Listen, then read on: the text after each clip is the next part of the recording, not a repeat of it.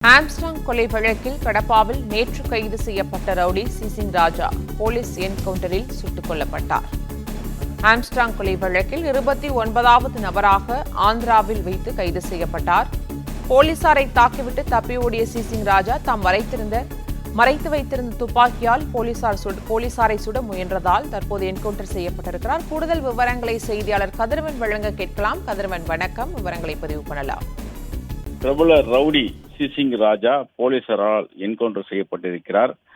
பகுஜன் சமாஜ் கட்சியின் மாநில தலைவராக இருந்த ஆம்ஸ்ட்ராங் அவர்களை கடந்த 5ஆம் தேதி ஒரு கும்பல் வெட்டி படுகொலை செய்யப்பட்டது. இந்த வழக்குல பிரபல ரவுடி நாகேந்திரன், அவரது மகன் அஸ்வத்தாமன், அதே போல ஆற்காடு சுரேஷின் தம்பி பொன்னே பாலு, அருள் உள்ளிட்ட 28 நபர்கள் கைது செய்யப்பட்டிருக்கிறார். இதில் ஏற்கனவே திருவேங்கடம் என்ற ஒரு நபர் என்கவுண்டர் போலீசாரால் செய்யப்பட்டிருக்கிறார்.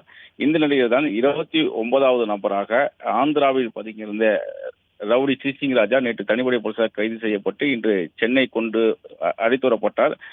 நீலாங்கரை அடுத்த அக்கரை அருகே அவரை கொண்டு சென்று அங்கு பதுக்கி வைத்திருந்த துப்பாக்கியை பறிமுதல் செய்ய முயன்ற போது கள்ள துப்பாக்கியால் போலீசாரை நோக்கி சுட்டதாகவும், அது 2 குண்டுகள் போலீசார் வாகனத்தில் பட்டதாகவும், தற்காப்புக்காக போலீசார் என்கவுண்டர் செய்ததாகவும் தகவல் வெளியே இருக்கிறது. தற்போது அவர் உடலானது ராயப்பேட்டை மருத்துவமனையில் பிரேத பரிசோதனைக்கு வைக்கப்பட்டிருக்கிறது.